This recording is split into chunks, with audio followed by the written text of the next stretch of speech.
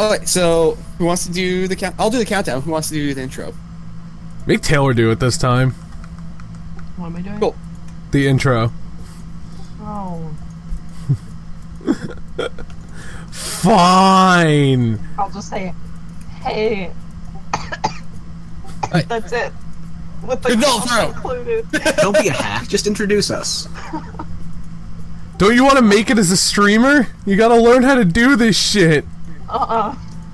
Yeah.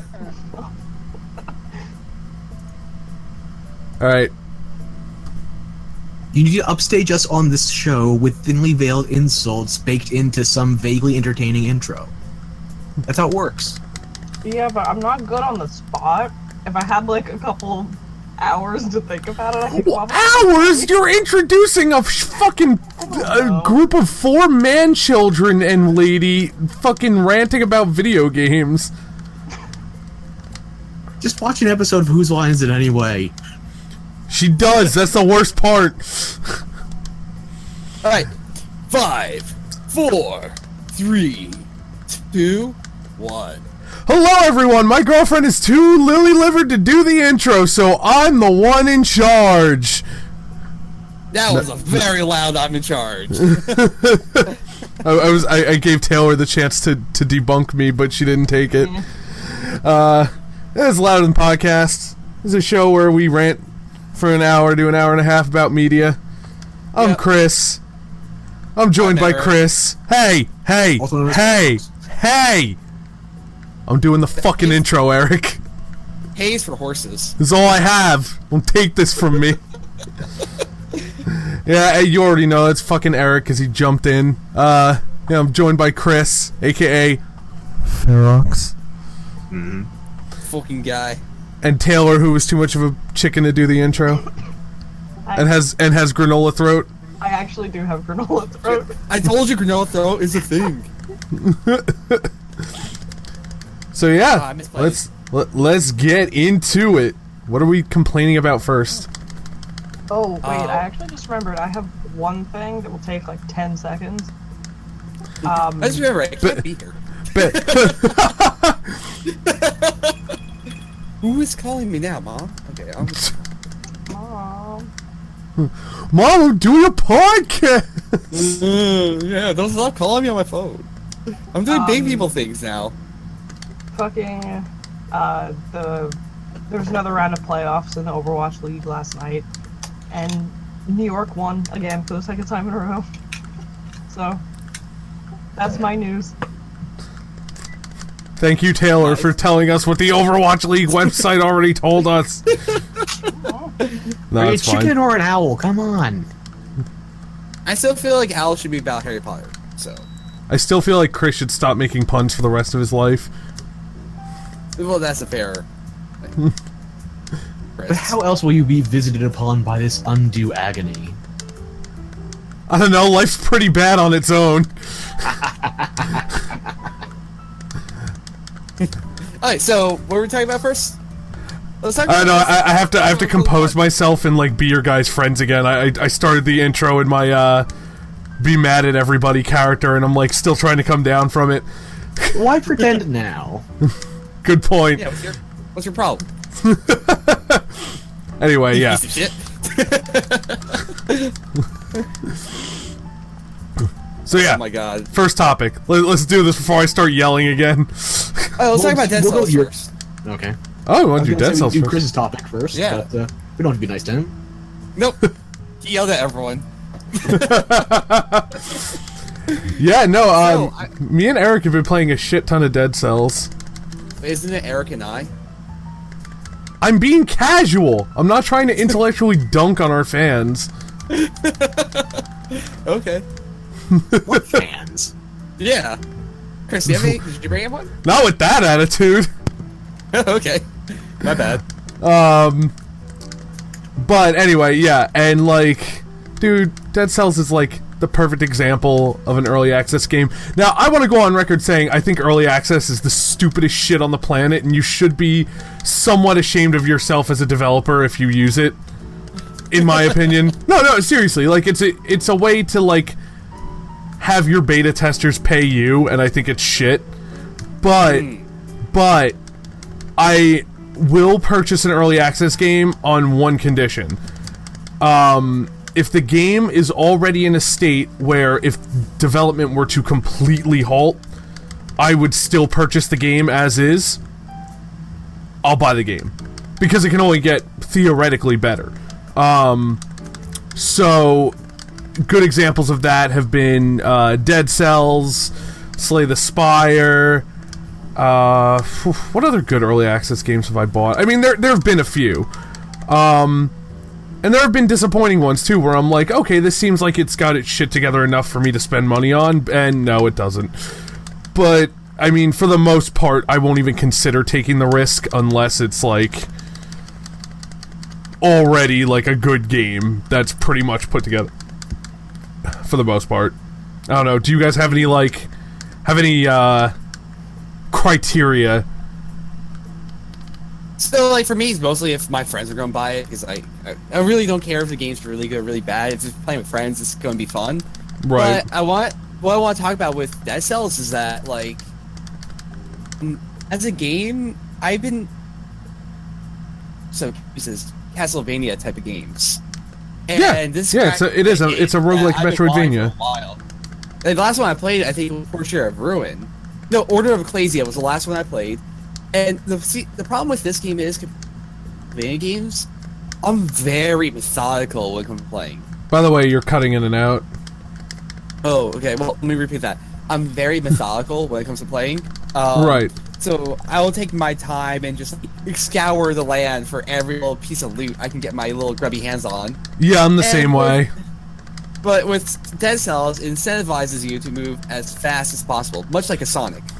Well, see, I think that's what's pretty cool about it. Like, instead of it being, oh, hey, like, you have to explore every nook and cranny, it's, hey, we're giving you this map, and we're not rushing you. But there are, like, really good things behind doors that lock after a certain amount of time. And but I feel like the bonuses you get from almost better than what you would get if you were not rushing. You know what I mean? Oh, no, they absolutely are. That's why you're supposed to go for the time doors. But I'm just saying, like, the game isn't unwinnable if you're, like, taking your time. You'll find more weapons that way, theoretically, and you might find upgrades in other places instead of guaranteeing them in the time doors. Like, you can play it however you want still. It's just, you know, it's a little more incentivized from that roguelike perception of, hey, you know, there's time gates, like in Isaac there's boss rush and, you know, things like that. So I think it's a cool take on it. It doesn't feel explicitly like a Metroidvania, I'll put it that way. Like, I don't feel like I'm missing things by not exploring. But they still give me that same vibe of, hey, you're exploring, you're doing, you know, you're finding things, and like, you know, there's paths you can't get to until you find permanent upgrades for your character, like the runes. So I mean, I think they do a really good job of making it a not Metroidvania.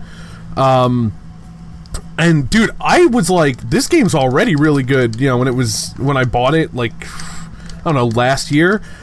And I'm like, okay, you know, I wonder what they're going to add to it. Whatever, you know, I'm in. And holy shit, it got prettier. It got so many more weapons. It got so many more, like, upgrades. And even, like, you know, how long ago did you play it, Eric? Like, for the first time? I played it, probably around, like, probably, like, 6 months ago I started playing. Okay, around then, did the, you know how the basic green zombies shared a sprite? Yeah, then, like... And then they gave the pink bomber guys, yeah. Like, they gave them their own unique sprite, and I already wasn't questioning it. I'm like, okay, it's a pink version of the zombie that throws things at you instead of bites you. Like, that's fine. There wasn't even anything wrong with that.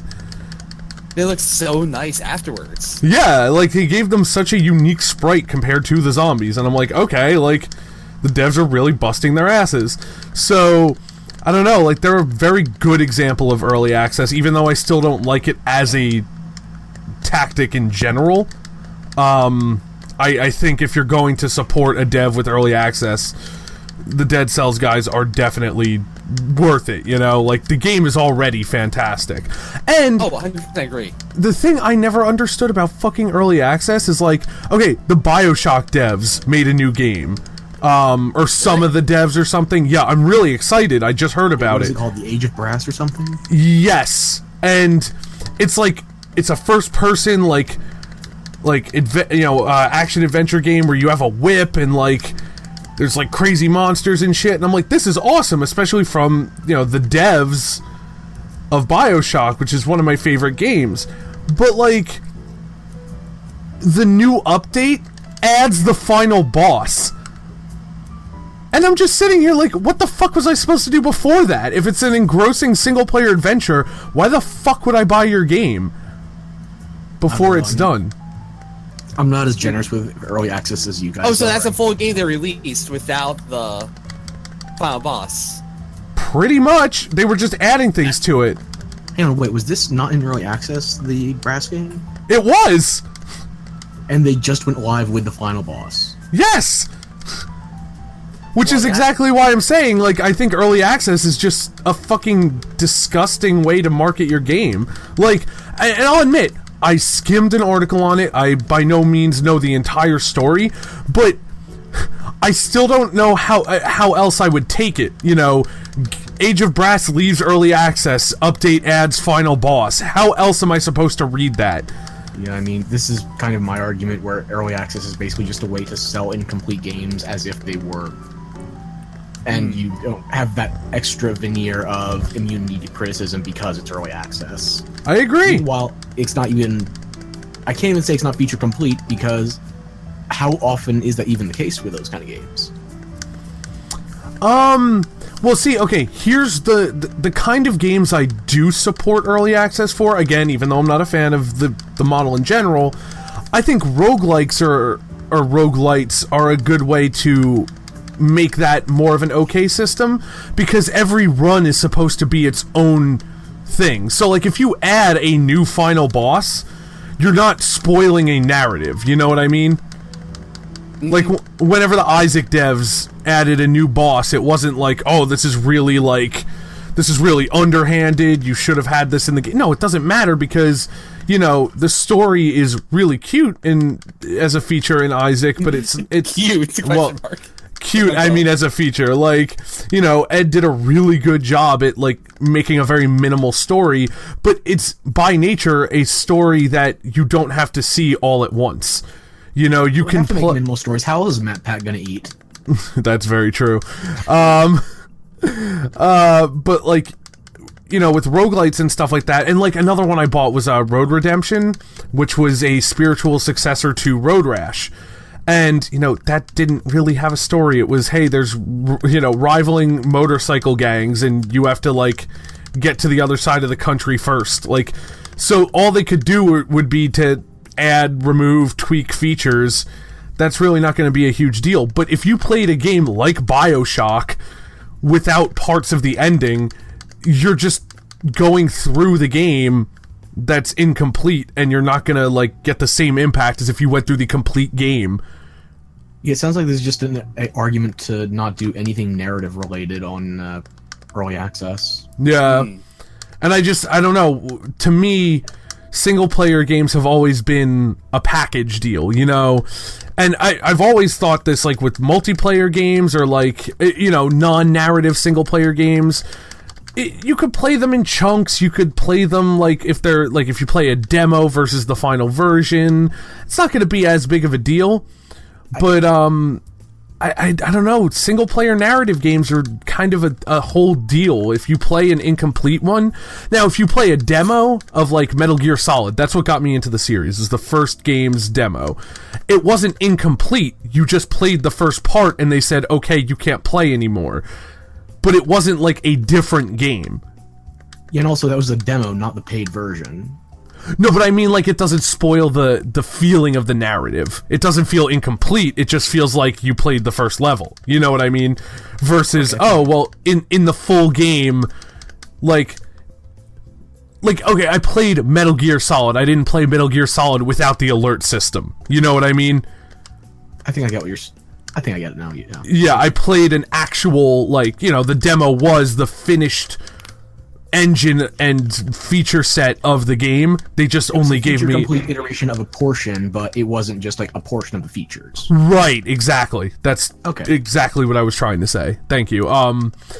But, you know, if you give someone, like, The Binding of Isaac, and you're like, hey, like, they didn't do early access, but if they did, it'd be like, okay, you know, these are what, you know, the items and weapons we have so far, we're just going to be adding more. That's not going to really negatively affect your experience, which is why things like Dead Cells I'm okay with being in early access. Because it's not a narrative-driven game, it doesn't matter if they tweak it, add, remove things. It's not going to ruin the overall feel of, like, well, that was the whole point of this character, that was the whole point of this level. But I don't I see know. what you're talking about.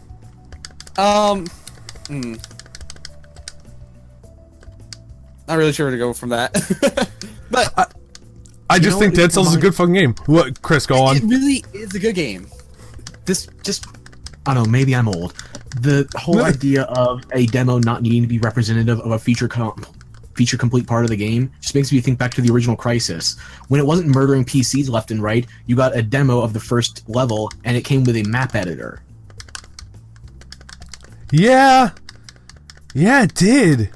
I forgot about that. Like, Yeah, and I just... that's as feature complete as a demo can get. Yeah, and then Dragon's Dogma, it had 2 demos, and in both of them you had unlimited character creation screens, whereas in the base game, you could only do that once you got to a certain point and unlocked an item. In the... So you're saying the demo gave you more features even? Technically. So, like, Well, it only gave you a handful of levels compared to the full game, but it actually let you mess around with the customization, seeing how, like, muscle density, height, weight, all that jazz kind of impacted your playstyle. Right. So, I don't know, even if it wasn't a content-complete version, the features were fleshed out enough in those demos that you actually had a good way to experiment with the game. Yeah. And I don't think early access does that often. I've gone on record saying I don't support early access if possible. The only thing I've gotten off of it so far is a screensaver engine, or whatever it's called, a wallpaper engine. Yeah, and screensaver. that's not even like... It's not even a game, it's just software.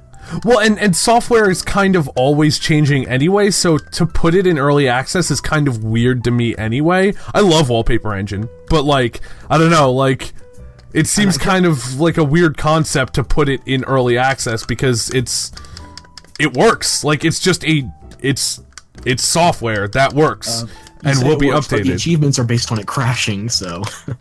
Fair enough. I don't know, dude. I think Wallpaper Engine is crashed Yeah, like I don't hate it. I mean, I once. spent $3 on it, so... That's It's true. crashed on me like 10 times, just saying, but... That's so weird. Yeah, then again, I experimenting with it fairly early on as well. Oh, okay, yeah. I also want to say, like, another came out from early access that was really good. Well, there's 2 games I want to bring up. One is a game I'm playing right now, Slay the Spire, is amazing. I'm in love with it. Oh, it's a And great second game. Second one is, oh god, what's it called? Darkest Dungeon. That was a wild one. Is that out of early access now? It definitely has to be, I right? believe It- it's it out ha- of Getting early access another now. re-release. It's getting the Ancestral Edition now. yeah, and it's got like 2 DLC campaigns or the something. Red Court and what's the bonus character? The Crusader? I don't I remember. think. Oh no, the bonus character was who was it? It was something for like the whole vampire bloodsucker thing, right? Or was that the last update? That was the Red Court. Yeah. I'm not sure. So yeah, Well, in they any only event- put out a couple DLCs for it's already a very competent game in the base version. And I remember when it was in early access, people were really hammering on about how differently they balanced it compared to the official release. Yeah. But see, even for as much as I do think it is a great game, even that one, it's very narrative driven. The whole point is, yes, you're doing permadeath runs, but like, there's an overarching story that is compelling you to finish the dungeon set. So I don't know. I think it's really silly to put a game like that in early access. I just don't get it. Because you're cheapening the narrative. Well, like some companies do need that extra oomph when it comes to like budgets. Yeah, but like, I don't know. Or you could be Ubisoft or EA and constantly publish games that need another 10 patches. That's like also true. $60 release. It's like Could I do that? Andromeda, the latest Assassin's Creed, you name it. Like, there's a reason I don't buy games from those publishers day one anymore, and it's not just because I'm pissed off by Andromeda. It's because I know I'm not going to get a working product on day one. I'm going to have to be forced to sync into their servers, and their servers are not reliable, especially not on the debut. Yeah, there's a lot of like AAA titles that a lot of people, especially PC gamers, are very skeptical about day one purchases. It's like, I don't want to have to go through Steam to get to Origin or Uplay and add an extra layer on top of this already trembling tower of cards. I just want a working product. Yeah. And we're at a point where the AAA industry doesn't guarantee it, so I especially don't expect it from the like indies on early access.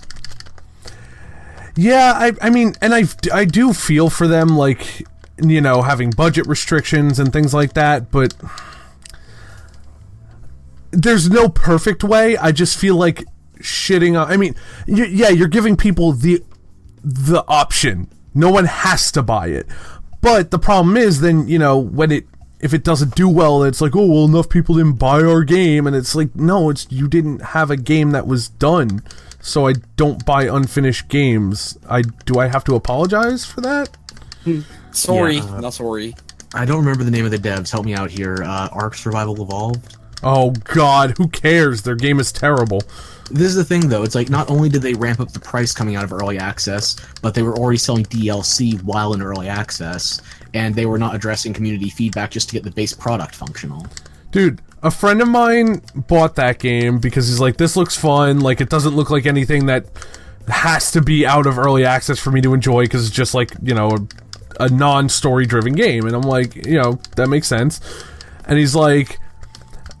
Almost every time he tried to boot this up on like 3 different occasions across like a year, like, because they kept patching it, and he's like, okay, they have to have fixed it by now, right? He said like he would spawn inside of a dinosaur nest and just get torn to pieces by the mother. He would watch like dinosaurs spawn into trees and get stuck.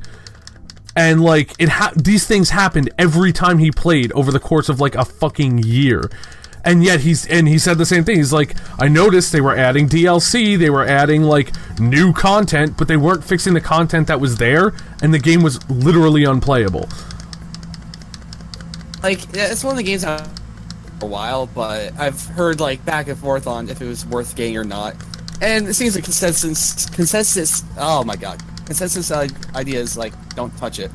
Yeah. It's like, I was a very generous member of the Louder Than Gaming group actually gifted me a copy of it last year, and Oh yeah. You kind of feel bad. What? I kind of feel bad taking it from her. It's like she would have just been better off selling it. Yeah. So that way, another human being would not have to touch it. Or at least a friend would not have to touch it. Friends don't let friends play Ark. It's so bad. And like, and that's the problem You is... screw up a giant dinosaur theme park as a game. It's like, Jurassic Park and Jurassic World are all categorical failures of storytelling, but people still love those movies. Me included. And I agree with you. Yeah, it's like, I'm not saying they're not fun, I'm just saying they're not good.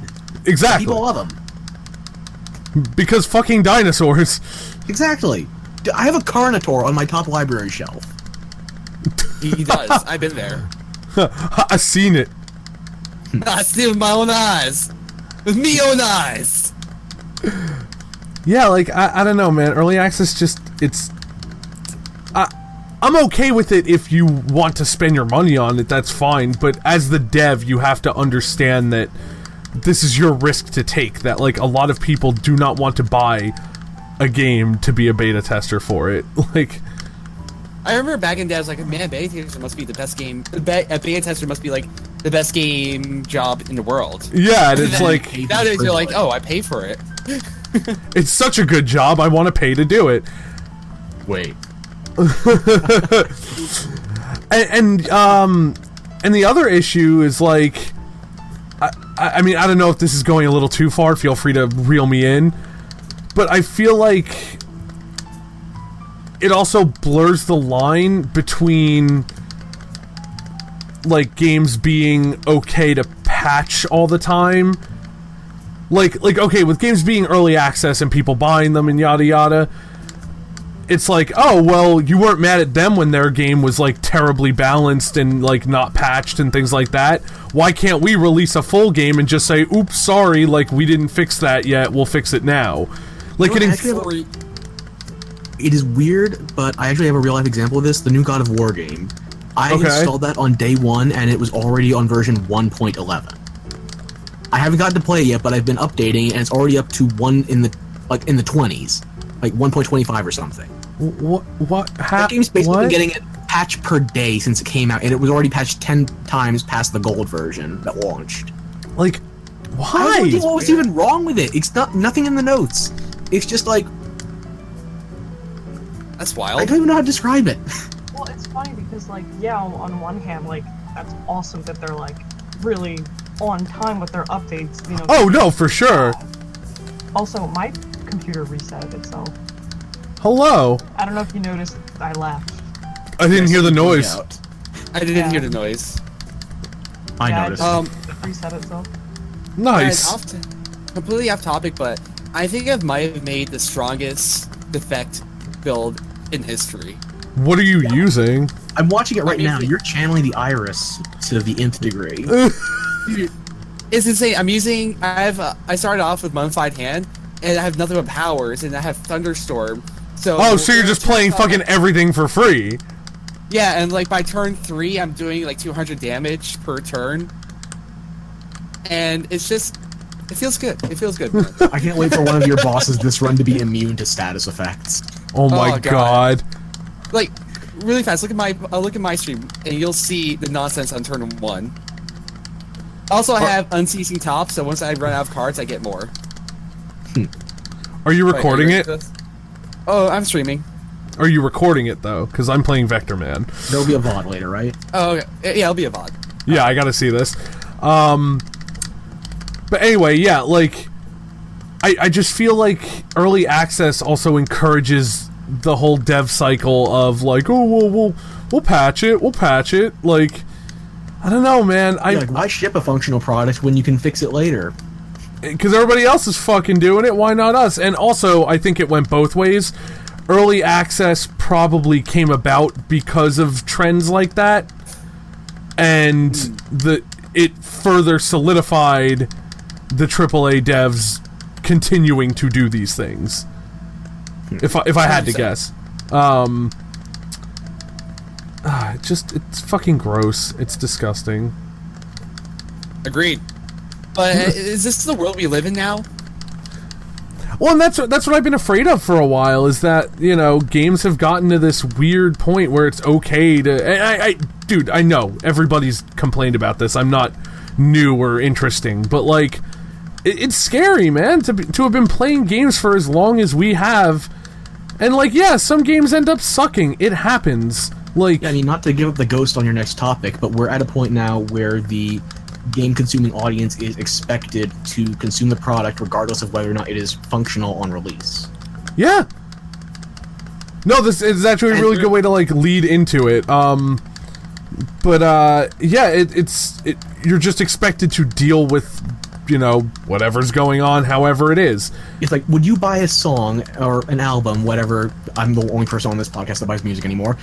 Would you buy music with the expectation that it doesn't play the first day you have it? Would you, I don't know, rent a car if you knew that it wouldn't drive for the first hour off the lot? Like, no. Right, or you would get, like, terrible gas mileage for the first 2 days you're renting it, or, like, you know, tracks 5 through 7 on your CD are going to skip and become unlistenable. Yeah, the brakes are disabled for the first hour, so just pick a destination, be careful. You know how to steer, right? It's like, even when they have these kind of technical issues, the customer is expected to not only expect them, but also to navigate them on their own. Like, how many fucking Bethesda games are we going to get broken on launch, and they just defer to the modding community that then gets no credit until they use them as a defense for adding microtransactions? Yeah. Chris. What? Did you see this? I did 149 damage in turn 1. That's ridiculous. Beautiful. Anyway, Chris, yeah. back to what you were saying.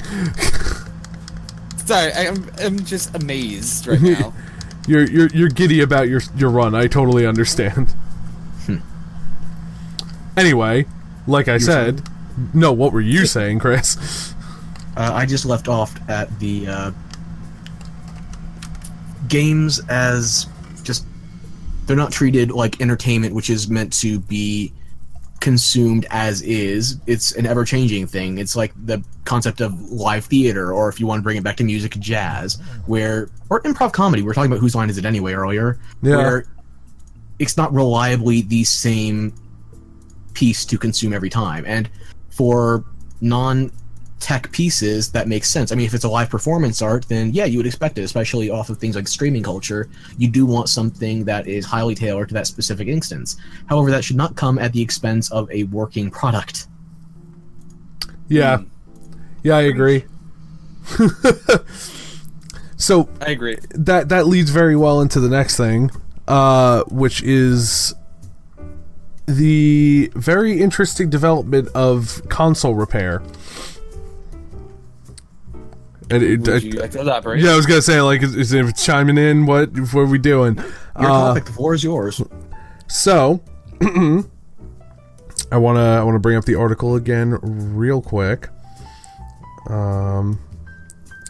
So, the FTC, the Federal Trade Commission, have actually warned 6 companies. Let's see, it was Microsoft, Sony, Nintendo, Asus, HTC, and Hyundai of all companies. I couldn't tell you why they're involved, but basically... GPS is built on the dash. Oh, good point. Thank you. Basically, we all know about the warranty void if removed stickers that, like, are usually placed over key screws that you need to remove to, well, mattresses too, yes, Taylor.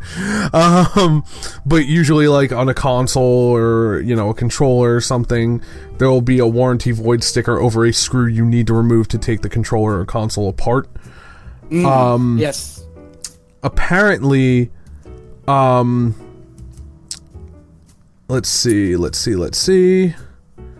I wanna read the quote. I'm pretty sure this is in the letter that the FTC sent, but bottom line is, the quote is, quote, "The letters warn that FTC staff has concerns about the company's statements that consumers must use specified parts or service providers to keep their warranties intact. Unless warrantors provide the parts or services for free or receive a waiver from the FTC, such statements generally are prohibited by the Magnuson-Moss Warranty Act, a law that governs consumer product warranties. Similarly, such statements may be deceptive under the FTC Act." End quote.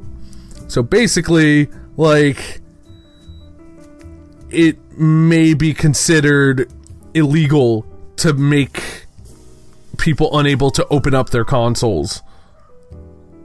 And only, like, because, you know, one of the big things is you have to bring it to us to get repaired, you have to use these specific parts, otherwise we don't cover your warranty.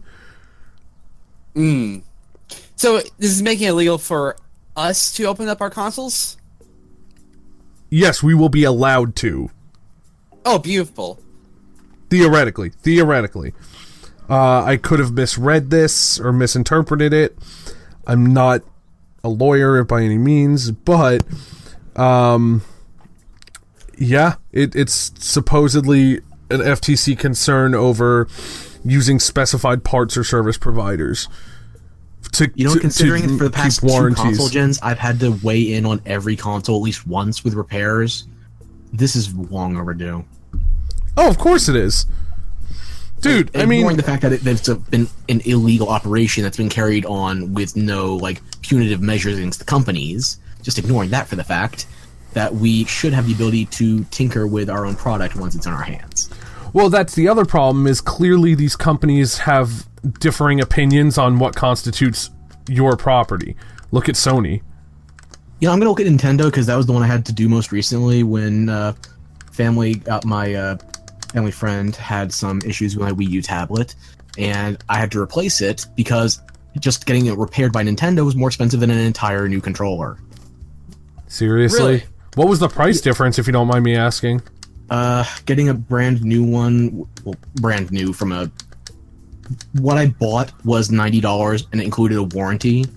Getting it repaired without any additional warranty status was going to be like $110. Okay.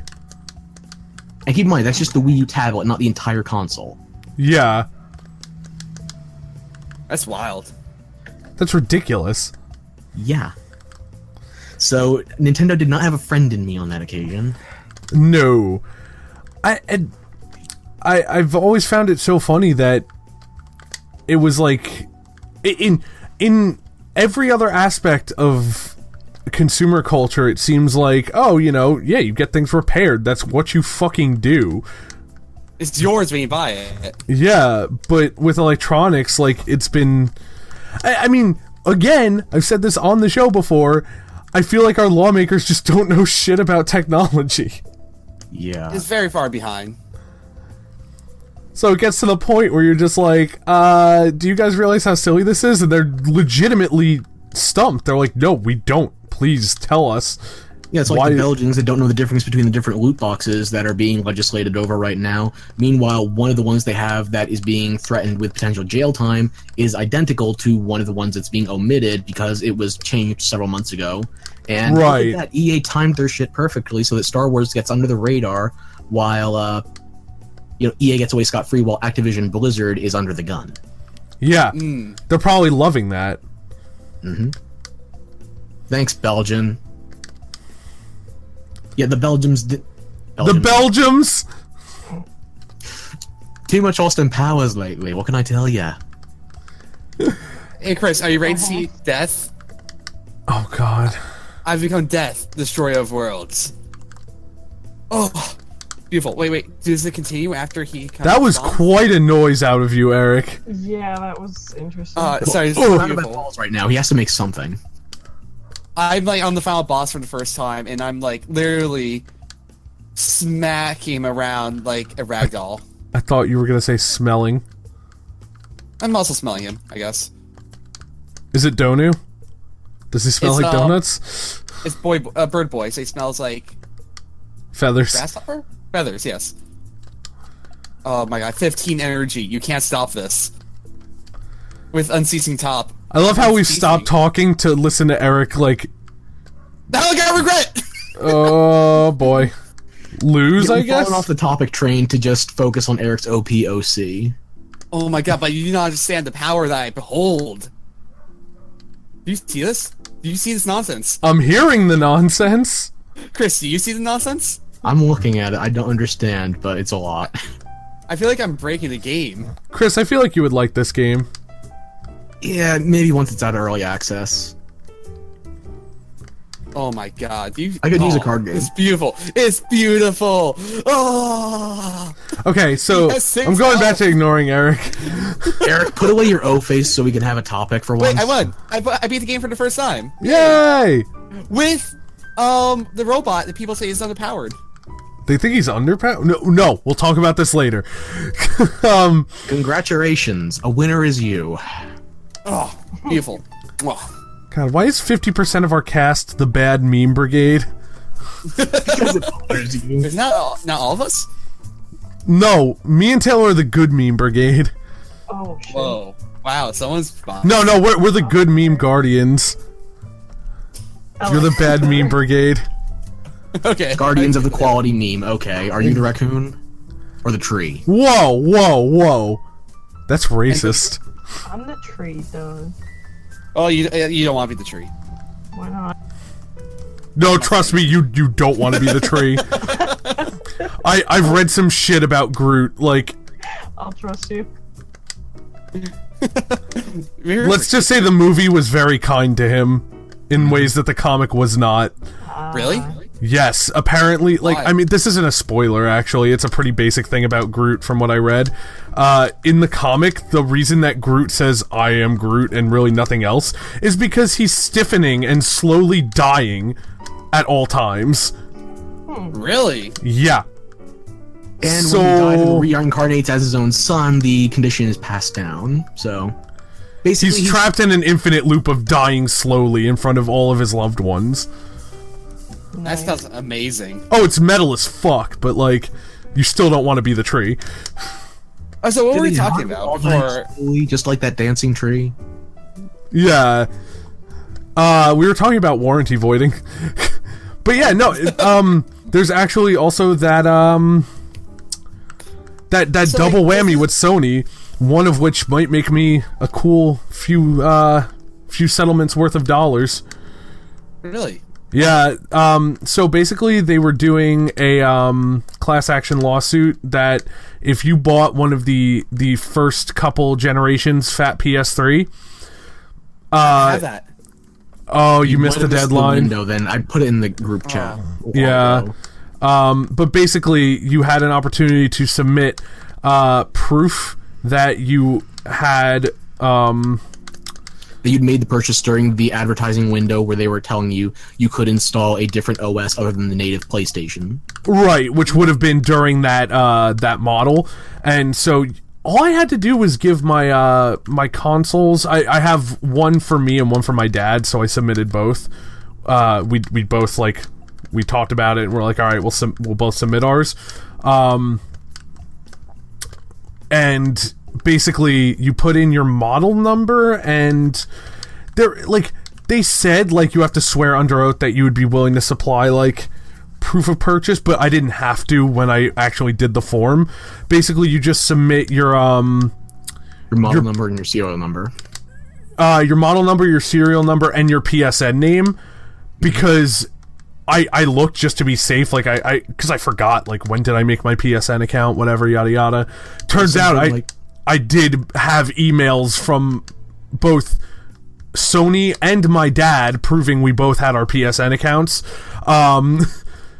Within the The time reason for that was it was something like you needed the ability to go online with it to even access that other OS feature, so they wanted to verify you had an active PSN to engage it. Right, and I did at the time. Like the emails were from the time frame that would have been like I can prove we had PS3s during this time because they were the only models out, and I have the serial number, and we were on PSN. There's records showing it. So,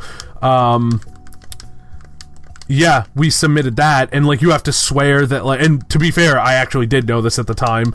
You have to swear that like you knew that about the console and that it affected the value of it, and you weren't just like doing this basically for easy money. And I'm like, no, like that was one of the cool things about the PS3 to me, was that like whether I was fully intending to use the function or not, I didn't know, but I liked the idea that it could be a Linux box if you really wanted it to. Yeah, and they that were trying to get the PC users to start breaking into that market with their own Linux box, basically, and they took the rug out from under them. yeah. So Interesting. yeah, so there was that was one of the lawsuits, and then the other lawsuit was private. Basically, you probably heard about this one, Eric. The kid that disassembled and like hacked his PS3, or maybe he didn't disassemble it, but he hacked it at the very least to run Linux, ironically enough, and like started tampering with it. He didn't do anything like piracy related at all. Literally, like nothing. It wasn't like macros to cheat in a game or anything like that on it. He was just trying to modifying his own OS. Yeah. Gotcha. Okay. And Sony sued him. Did you So, not hear about actually, this? I haven't, but this actually brings me up to a question. Now that we're able to open up our stations now, able Theoretically. to like, yeah, can we mod them without them like getting all pissed off? That's a different story, I would say, because you're introducing a foreign function. Do you get what I'm 90% saying? Sure, that would have you breaking EULAs on any of their software. Yeah. 90% sure. Like, you can repair it by replacing the disk drive with another disk drive that's meant to do the same function, but a mod chip is something entirely different that's meant to perform a different function. So I wouldn't be so sure on that one. No, so the lawsuit gets crazier, Eric. Lovely. Basically, guess what Sony said to the kid they were suing? Give us more money. Well, other than that, like why do you think they sued him for modding his console? Why? Okay, I figured you might have a guess. They said They said you don't own it. You're renting it from us. Oh, I did hear about this. Yeah, I was like, there's no way Eric hasn't heard about this, but I gave you benefit of the doubt. I'm trying not to be mad about that, but it's the same thing with buying games story. nowadays.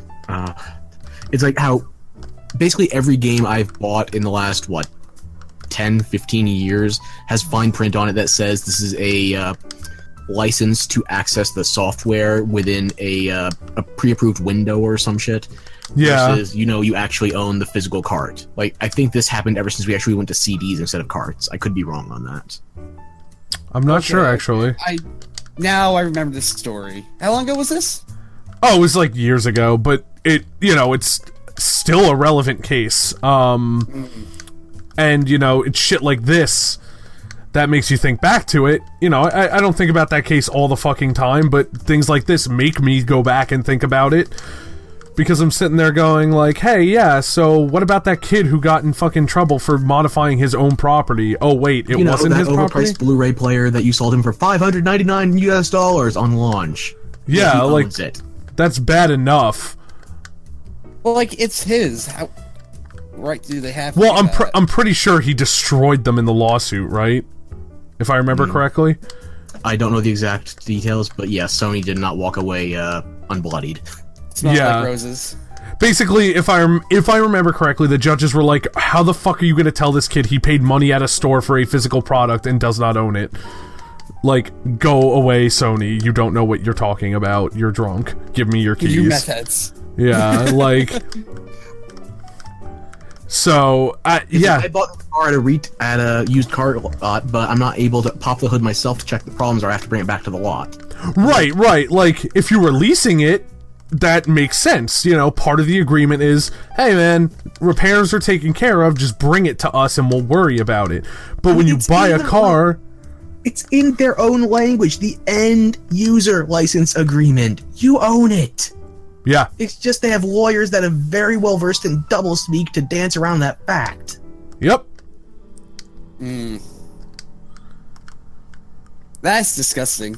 It's incredibly disgusting, and that's why I'm glad that, I get really giddy when I see things like this, where it's like, hey, you can open up your consoles now, theoretically, like, about fucking time. Thank fuck, because I've been fixing these proprietary, outdated PCs on my own ever since 2005 anyway.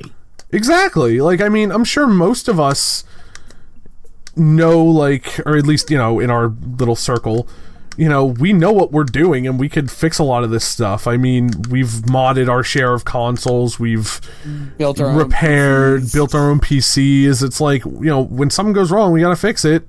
And it's like either you spend like $200 to fix it, or through a company, or you can try to fix it yourself for like a quarter of the price. And at least if you know what you're doing, you're not going to make it that much worse. The stupid thing is, I would not mind using these repair services if they were reasonably priced. But the fact is, while they were pretending that they had legal authority on those warranty labels, they had us backed into a corner where we only had one choice, aka no choice, and they janked up the prices the entire time. Yep. Scumbags. It's like, if it didn't cost me more to repair a controller than to buy a new one, I wouldn't buy a new one used just to spite you. Yeah, that's the other thing. I mean, at the end of the day, you're kind of just hurting yourself by making yourself look bad.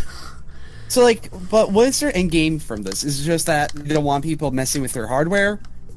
Or, like, what benefit do they get from to a little kid? I mean, I would argue that it's kind of a double-edged sword. It creates a precedent that, like, hey, we're Sony, we're big, we're bad, and we're not afraid to come after, anybody, including a kid.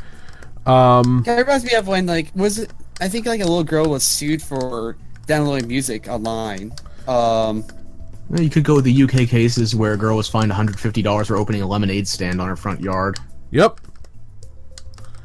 Or you could go with the new and slightly more relevant Epic Games thing where they tried suing a 14-year-old, and now his parents are trying to insinuate that he couldn't have abided by the EULA because he never got adult consent.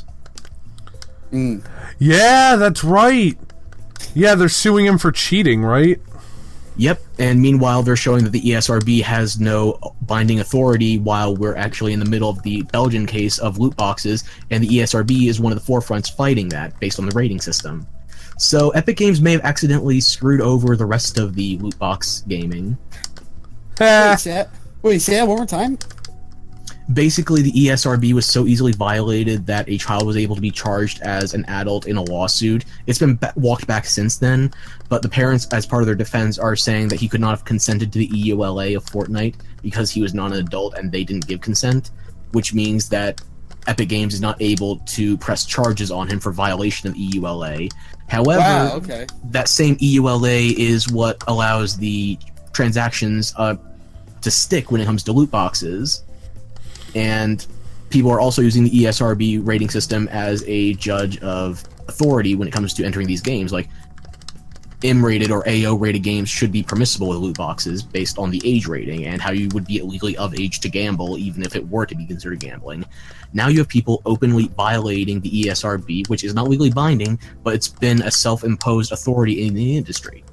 Yeah. And I don't know. I think that's going to come up in some of the EU cases we're looking at right now, where the ESRB can be so easily broken that you have someone repeatedly violating the EULA and the ESRB, and there's no way for the industry to remotely control it themselves. So the government's going to try and step in whether we want them or not. I think it's about time. These things have been getting mad, man. Mad, I say. Yeah, and I don't know. It kind of sucks. It's like it could be bad news for gaming, but it also. But it's already bad news for gaming, so it's like, eh. I mean, we've already gone over how the government is so technologically back-asswards. I don't want them regulating our industry, but at this point, how many options do we have? I agree. I don't want it, but I think this is the only way to get some of the more, let's say, consumer-hostile brands out there, to put it politely, to get their shit together. And I mean, having, oh, sorry, hold on. Having government regulations on something doesn't automatically mean that, like, I mean, there's federal business regulations for a ton of things. I'm not saying, like, yay, government, do everything. Like, it's more complex than that, but at the same time, like, a lot of tech companies are getting away with things that are technically fucking illegal, and nobody's paying attention to it. Yeah. I mean, here's just hoping this is... I just want this to be something more on the lines of health insurance and not, like, collecting rainwater. I don't know how else to put it. It's just, I don't want overreach in this, I just don't trust them not to. Right. No, I can agree with that. But again, desperate times, you know... I know there are bad tactics, and I think getting the government involved in this is one of them. I agree. Yeah. But I don't know. Sometimes it's nice to get some regulation going on, but at the same time, it's a really hard situation for everyone. Well, yeah, because I mean, at the end of the day, is it going to ruin things in a way that we? I mean, this is where "better the devil you know" comes from.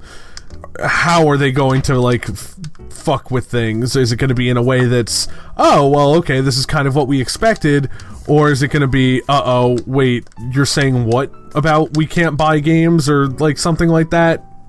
Relax. It scares me a little bit just thinking about it, to be honest. Yeah, but it's like the future we're going to have to deal with. Yeah. Which is unfortunate. But, anyway, guys, I need to get going, so I think it's a good place to end it. Okay, I guess we can save the last topic for another time. I mean, do you want to keep going? Like, you can keep going without me, but, like, I need to get going. Okay, we'll chat about the last topic and we'll fill you in later. Alright, cool. Because, like, I'm supposed to be someplace in 4 minutes, and I have to be there, and it's a 25-minute drive. Alright, Eric. Well, let me know if you need an alibi. We'll catch you later. Yep. See you, dude. I'll talk to you guys later. Good stream. Bye. Have a good one. And then there were 3. And now that Eric's gone, we can talk about the good stuff. Yeah! Boobies! Wait. What? No, our final topic is Sekiro on Twitch. Chris is just silently like, God, why are we doing this show with him? So, yeah, you guys fill me in a little bit, because you briefly mentioned it, but We're saving the raw shit for on air. Right. Okay, so the last topic was Sacriel on Twitch. He's not a streamer I watch much of. I don't think I've heard him until last week. And he does stuff like PUBG, Escape from Tarkov, and Escape from Tarkov is the one that's actually bringing this to the topic, because he was shown on stream using a macro in the game to use the in-game shop. And macros are banned under the end-user license agreement of Escape from Tarkov. Because the in-game client is already so cumbersome and slow that basically using the shop is all but guaranteed to end in failure because of how long it takes to actually use it. It's rarely you're going to get anything you want there. But if you're using a macro, you're almost guaranteed to get it. That's really bizarre as, like, a guideline of, like, hey, our game is, like, so sloppy. Yeah, I'm not a fan of Escape from Tarkov. I think that game is clunky and outdated and is not remotely entertaining. But I'm not here to judge the quality of the game. I'm here to judge the quality of the streamer. Right. Who, by his own channel, has supplied footage and evidence as to him breaking an end-user license agreement. So you would think that the open violation of the EULA would result in him being banned from the game. You would be wrong. Why?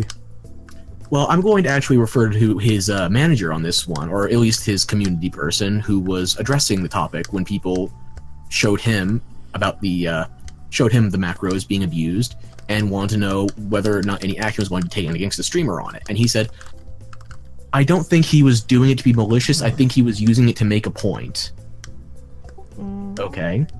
And it's like, he's showing it how easy it is to use a macro. It's like, okay, that's not anywhere in the disclaimers, and he's still using it in a live game with other players. I'm going to give you the benefit of the doubt, keep talking. And it's like, we are not going to take any further action against him. He is going to publicly apologize, and hang on.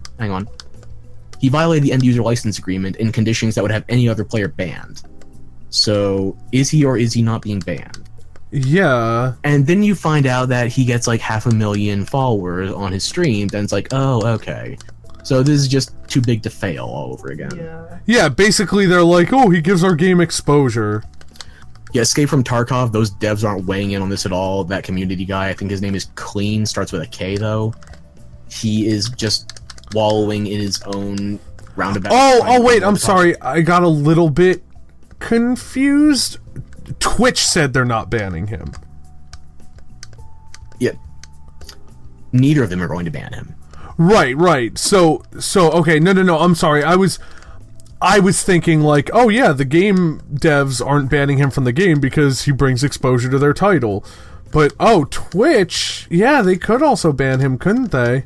Yeah, I mean, he is openly on stream demonstrating a means of violating the EULA. I mean, how many times has Disguised Toast gone to Blizzard jail for showing Hearthstone glitches? I mean, it's a feature in the game client. However, no additional macros involved. He's still violating the EULA by openly broadcasting a malfunction of the software. Which I didn't know that. I think that's a quantifiably retarded abuse of legalese to make it so you can't show people how your product is broken. But that is the legal precedent right now. Yeah, like, you're not modifying it from the outside. That would be like suing a speedrunner for using an in-game glitch. Yeah. Or, like, banning them at least. Yeah, it's like, I don't even... I'm trying not to be angry about it. I can tell. You're seething a little bit, and I don't fucking blame you.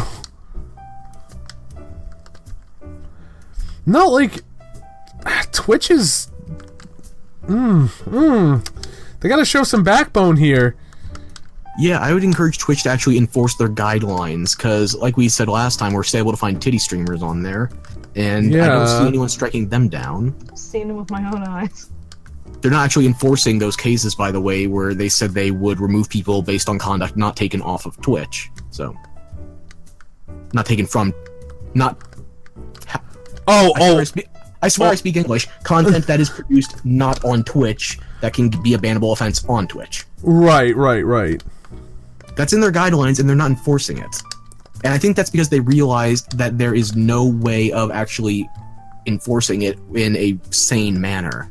Right, they realized because they have so many body painters, and they just had this new initiative for female streamers, including not scholarships but grants or something like that. And before this, there were a lot of cam girls, and they are trying to get into that industry now. Yeah. Which may or may not be due to the factor of free money out on the table, but I'll say Twitch and a fool can be parted with their money just as easily as any other. And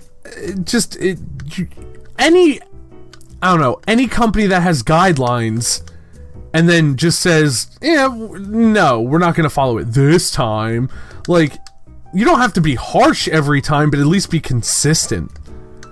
It's like, I'm not expecting a lifetime ban, but at least a temp ban to show that you're actually going to enforce it. Exactly. And I think it needs revisiting too, if they're gonna like and granted, I also want to make it very clear that, my god, it is not my intention to get speedrunners like banned for using in-game glitches. It's on the contrary. I think using in-game glitches is playing the fucking game.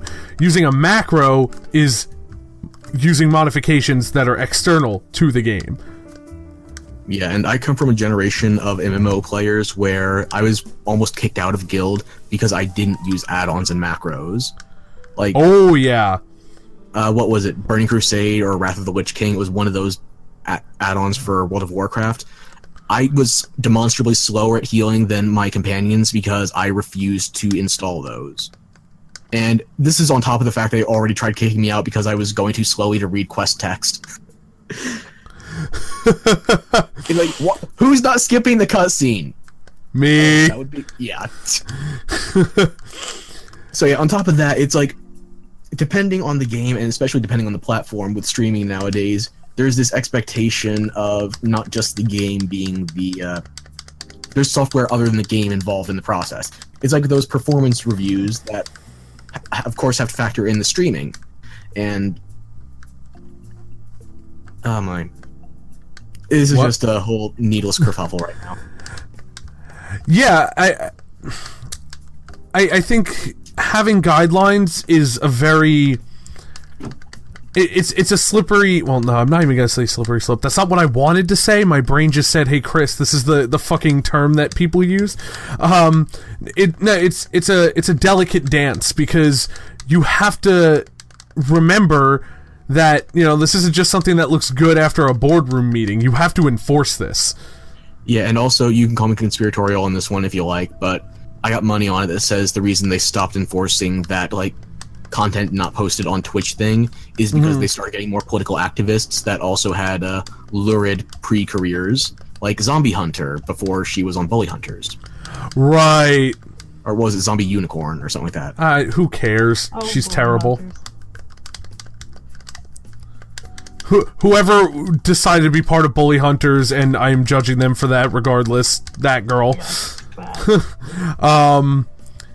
No, I wouldn't be surprised, and, you know, it's up to you to save face by either you know, it's fine. You can have a change of heart. You know, sometimes life isn't static. You know, it's constantly changing, and maybe you just think, I want to do things differently. We've seen a different side of things. I'm okay with that, 100%. Yep, I just want it to be known that if a company is trying to have a change of heart and not just a person, I want that company to put that in a change of writing as well. Because they are still going to abuse it. That was the second half of my statement, so you read my mind. I was going to say it's pretty, you know, the same thing. It's okay to change, but you have to reflect that in your business practice, aka also your written guidelines. And I think that's really important. And, you know, who knows? Maybe they're working on changing it. We don't know what they're doing behind the scenes. But it just seems very odd. That's so weird, though. He's using macros, and, like, there's, like, yeah, it's whatever, guys. Don't worry about it. Yeah, it does come down to the game's end-user license agreement and which companies are... No, for sure, because after a while, like, I remember, because, you know, I'm not, like, a huge MMO person. I was talking once to somebody about WoW, one of my close friends, and I was like, they would tell me about, like, the old days of WoW and, like, the things they used, like, the add-ons and stuff, and I was like, would Blizzard crack down on that? And they're like, you kidding? It was expected. Not just by like players. Blizzard was like, "Oh, hey." Blizzard actually started to balance around those add-ons after a point. Like they were. That's what that's what they told me, and like they were like they've added features that were like, "Oh, you guys like this? Like from this add-on, that's a good idea. We'll add that." Like, "Oh, you guys are starting to use this add-on. Okay, let's balance around it." Yeah. Yeah, it's like when certain healing add-ons became more prominent in the community, they increased DPS on the hostiles so that you would have to increase even above the add-ons to match the healing needed. Right, and it made it convenient for the players while still remaining a fun challenge. Instead of just saying, "Hey man, you can't do that." Like, no, I respect that, and I'm not saying that macros are always like, it's kind of an ethical gray area. Macros kind of push the devs to innovate in a way, but that's not Twitch's battle to fight. They're not here to say, "Here's how you run your game company." They're here to say, "This is our rules." I feel like using macros in like MMOs or even just competitive online games like Tarkov, PUBG, that kind of stuff, that's analogous to like using the console in an Elder Scrolls game. Like, right. It's cheating by any imagination of the word, but it's also something that's sort of... Well, no, because the console's built in, actually. That's a terrible example. Yeah, actually, I didn't even think about that. I don't have a good way to defend it, actually. But I still think, like, while I'm not defending, ruining people's game experience, I will defend the general idea of, by taking matters into your own hands, you're pushing the devs to innovate. You're telling them, like, hey, look, like, for example, for Tarkov, it's like, hey, your fucking shop system sucks. This is why. I can use a macro to get around your terrible programming or whatever it is, That's fine in general, but the concept loses face when you're doing it at the expense of fairness in a multiplayer game. Oh, for fuck's sake. I mean, as long as you have consistent applications of your user guidelines, I think people are going to know what to expect, and they're not going to be as outraged by it. Right. But you're going to let somebody break your rules just because they get you a lot of free advertising, I am going to have a hard time defending you. I don't know, Tay, do you have anything to say? I feel like you haven't said much this episode. Yeah, no, I've been here. I haven't left the computer. I mean, I've pretty much been, like, agreeing with everything you guys are saying. That's why I haven't really said anything. Valid. So, yes. But yeah, I think they should definitely address some of this, but have other people been calling them out for it? Oh yeah, you should see the reactions their community or PR guy is getting right now. It is... when did the story first break? Like the first? Something like that? It's been about a week. And they've been on them nonstop. Oof. Sucks to be Twitch. Oh, but I'm glad. Hi, Melanie. I'm glad that people are on them about it. Like, really glad. It's like they make this whole spectacle about banning people based on the new guidelines, and now they're not enforcing them. We should. Yeah. Dude, I'm sorry. I know this is, like, the older topic, but, like, still not over the fact that Twitch will fucking ban you for stuff you did outside of Twitch. And obviously we just said they're going back on it. But, like, when did that ever sound like a good idea for their guidelines? It's just as good as an idea as anything that was done before the guidelines were in place, ergo it was not a violation at the time, and you had to have to get rid of that so you're not retroactively charged with a new case. This is true. Yeah, I mean, we covered that story, what, February, January? Some time ago like That was that. our Valentine's Day stream. Yeah, it was February. Oh, Twitch. I love you guys, but... Oh, Twitch. Well, I think that's enough outrage for today. Oh yeah, Eric wanted to tell you something earlier, but he's gone now. Did you hear about what happened in Scotland recently? It's not related at all to entertainment. No. Okay, You know how the UK is with weapon regulations, right? Yeah, vaguely. It's very strict, right? Yep, I want you to guess what happened in Scotland recently. That's like not even fair. I know. I'll narrow it down for you. I mean, I'll give you the meat and potatoes of it. So, Chris! Stop! Okay, go. Sorry. Continue. Fucking... I gave you the hint just there. Yeah. Wait. Good luck with that hint. That wasn't just a pun, that was the hint. Wait. Did they start throwing meat and potatoes? Or no. They built meat and potato cannons. No, this isn't a Lady Gaga concert. Cancer? Cancer!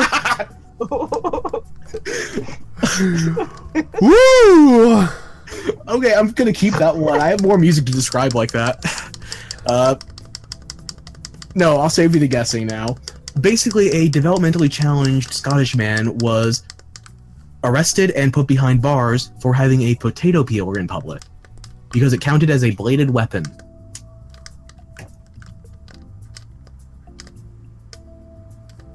What? Are you there? Are you still there? Hello? What?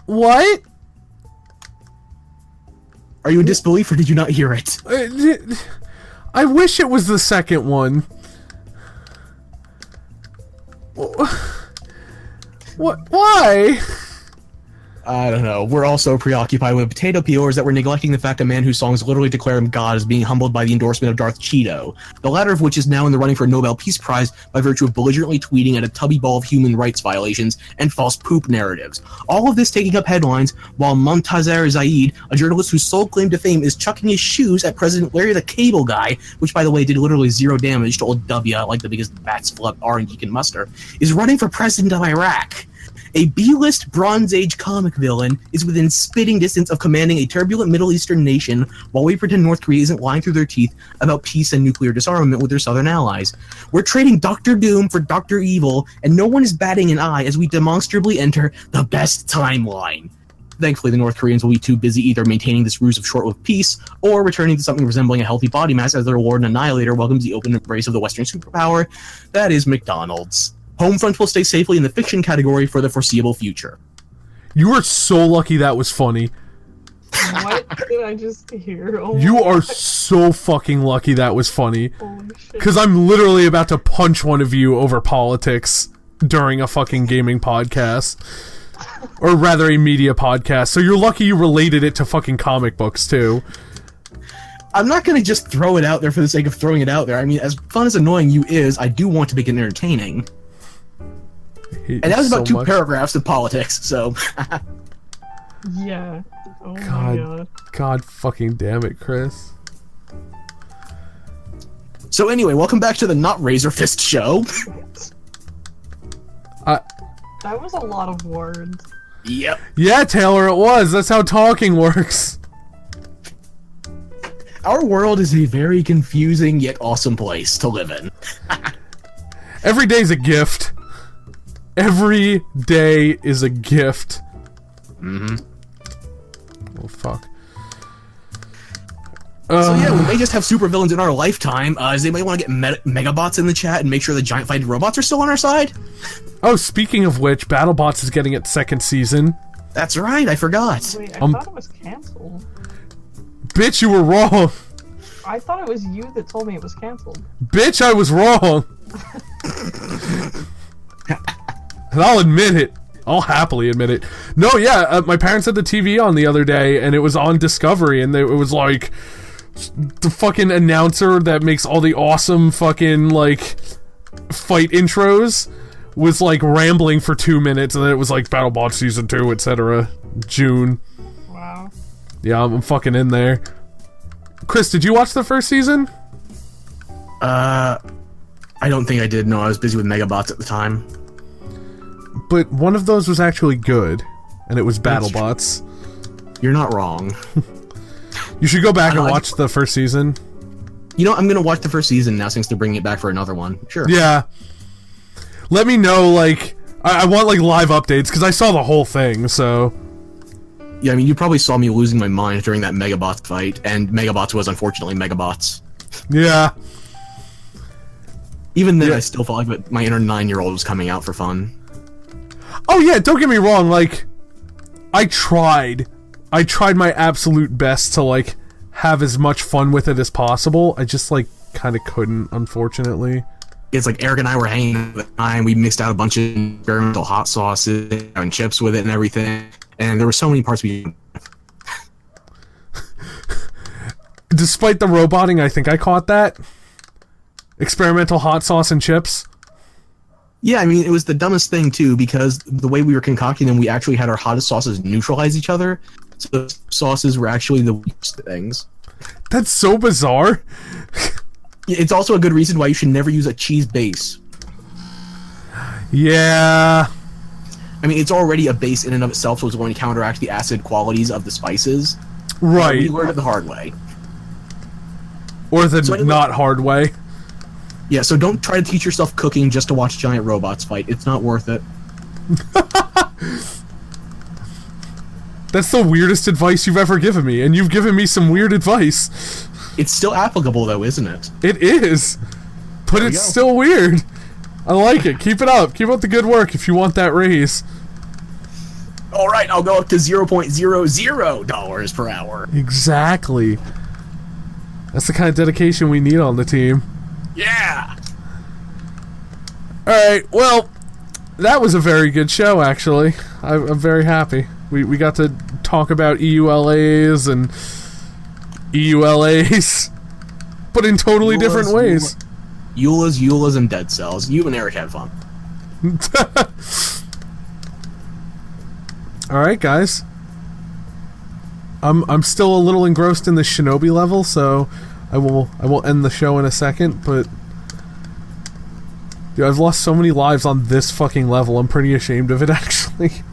I'll have to catch it out on the VOD then. Because I saw a little bit of Eris. I didn't get to watch yours. So, basically, Shinobi 3 is one of my favorite games, and I'm... out of pure, like, just haven't gotten around to it, I've never beaten it since I was a kid, and, like, started playing it. So it's one of those things where, like, as an adult now, I'm like, I should probably fucking pay attention to this. But just like that, oh, I see where I fucked up now. I missed the puzzle. Okay, well, I'm not continuing. That was fun. Yeah, let's call it here. Yep. See you later, guys.